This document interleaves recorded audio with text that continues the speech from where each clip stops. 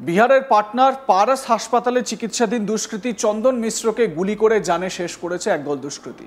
ঘটনায় গোটা এলাকায় চাঞ্চল্য ছড়িয়ে পড়েছে। ইতিমধ্যেই ঘটনার তদন্তও শুরু হয়েছে। তদন্তকারীরা জানতে পেরেছেন যে দুষ্কৃতী দলটি এই কাণ্ড ঘটিয়েছে তারা হাসপাতালের নকশা সম্পর্কে পুরোপুরি অবগত ছিল। অপারেশন সম্পন্ন করতে 6 জন হামলাকারী দুটি মোটরসাইকেলে করে পারস হাসপাতালে এসেছিল। তাদের মধ্যে সশস্ত্র 5 জন হাসপাতালে প্রবেশ করেছিল এবং একজন বাইরে অপেক্ষা করছিল। ইতিমধ্যেই সিসিটিভি ফুটেজ প্রকাশ্যে এসেছে।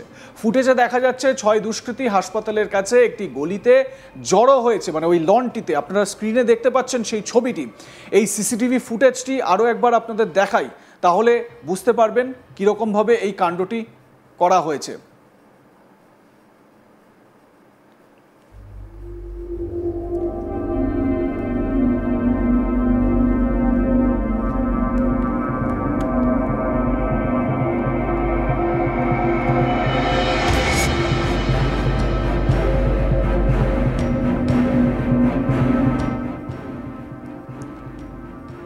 তাদের মধ্যে একজনকে বাইরে থাকার জন্য নিযুক্ত করা হয়েছে। দেখতে পাচ্ছেন বাইরের রাস্তায় তারা প্ল্যানিং করছে কিভাবে এই কাজটা সম্পন্ন করা হবে।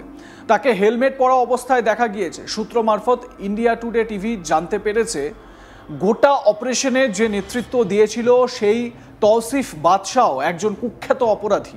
বাদশাহ পারস হাসপাতালের প্রতিটি কোণের সঙ্গে পরিচিত ছিল বলেই জানা গেছে। হামলা চালানোর আগে নিরাপত্তা কর্মীরা দুষ্কৃতীদের প্রথমে হাসপাতালের ইমার্জেন্সি গেটে থামিয়েছিলেন।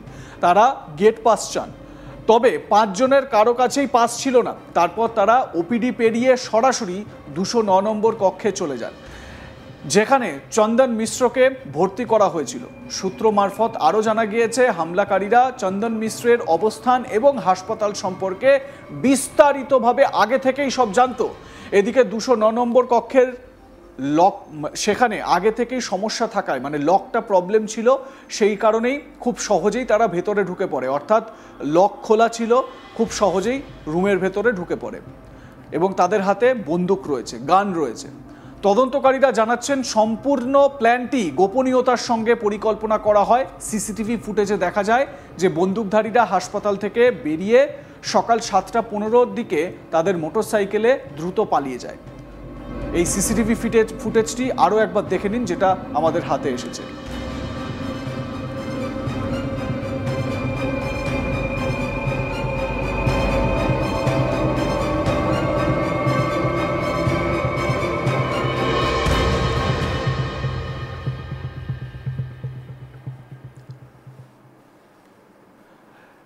উল্লেখ্য, চন্দন মিশ্র নামে একজন দুষ্কৃতীকে চিকিৎসার জন্য পারস হাসপাতালে ভর্তি করা হয়। চন্দনকে তার প্রতিপক্ষ কোনো গ্যাংই শেষ করেছে বলে প্রাথমিকভাবে মনে করা হচ্ছে।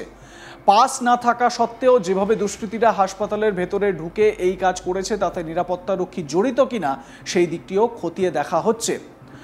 চলুন কিভাবে গোটা অপারেশনটি করল দুষ্কৃতীরা সেটি দেখে নেওয়া যাক আরেকবার।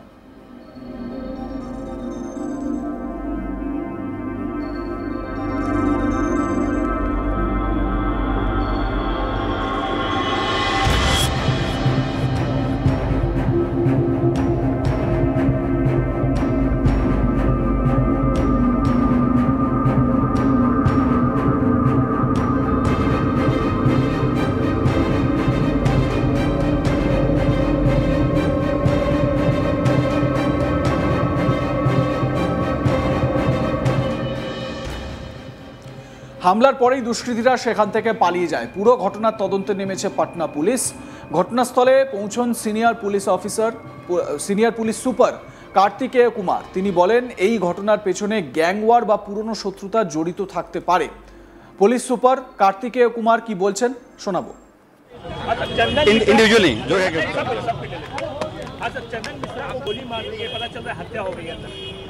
इसमें उनको कई राउंड गोलियां लगी हैं और अभी इलाज क्रम में है। बाकी ऑफिशियल डिक्लेरेशन हॉस्पिटल से आना बाकी है। इसमें जो गोलियां की संख्या है वो पोस्टमार्टम से क्लियर होगा, लेकिन कई राउंड गोलियां फायर हुई हैं। ये हॉस्पिटल से ऑफिशियल डिक्लेरेशन आएगा इसमें। आपने कहा पोस्टमार्टम होगा, यानी मौत हो गई तभी ना पोस्टमार्टम होगा। पोस्टमार्टम से क्लियर आएगा उसमें क्या होना है इसमें। नहीं, उसकी मौत हो गई है। ये ऑफिशियल डिक्लेरेशन अभी आएगा, पर संभवतः है कि मौत होगी। चंदन बक्सर के रहने वाले हैं, पेरोल पे बताया क्या आपराधिक इसके इतिहास कहा जा रहा है, काफी चंदन जो है वो बक्सर के एक दुर्दांत अपराधी हैं और इन पे दर्जनों से ज़्यादा हत्या के केस हैं। वहाँ पे एक गैंग चलता था, चंदन शेरू गैंग, उसमें ये थे। इसमें जो देखने से प्रतीत हो रहा है कि उस गैंग वॉर के बीच में ये हत्या हुई है और इसमें अगर अंदरूनी कोई मामला होगा तो उसके भी हम पता कर रहे हैं। इसमें जो शूटर्स के जो चेहरे आए हैं वो हम लोग बक्सर पुलिस से शेयर कर रहे हैं और उनको आइडेंटिफाई करने की कोशिश कर रहे हैं। एडीजी हेडक्वार्टर से जो पूनम कृष्णन है वो एक ऐलान जारी किया कि जो हिस्ट्री शीटर अपराधी है, जो शूटर है, उनकी अब पहचान की जा रही है। इस मामले में ऐसा कोई लगता है कि कोई हिस्ट्री शीटर, क्या वो एंटी पार्टी था जो गोली चलाया? इसमें जो हम लोगों को फोटो आया है वो हम लोग शेयर किए हैं, आइडेंटिफाई कर रहे हैं। देखने से यही प्रतीत हो रहा है कि ये गैंग वॉर में जो उनके विरोधी गुट वाले हैं उन्हीं के द्वारा ये कराया गया है और जिस तरह से गोलियां चलाई गई हैं ये वही दिखता है उसमें। ঘটনায় প্রত্যক্ষদর্শী জানান, আমি যখন হাসপাতাল থেকে বেরোচ্ছিলাম তখন কয়েকজন বেরিয়ে আসছিল। তাদের প্রত্যেকের হাতে গান ছিল। হাসপাতালে কোনো সুরক্ষা নেই, ওরা শেষ করে দেবে বলছিল। আমি ভয়ে সরে যাই। ওদের মুখে কোনো মাস্ক ছিল না।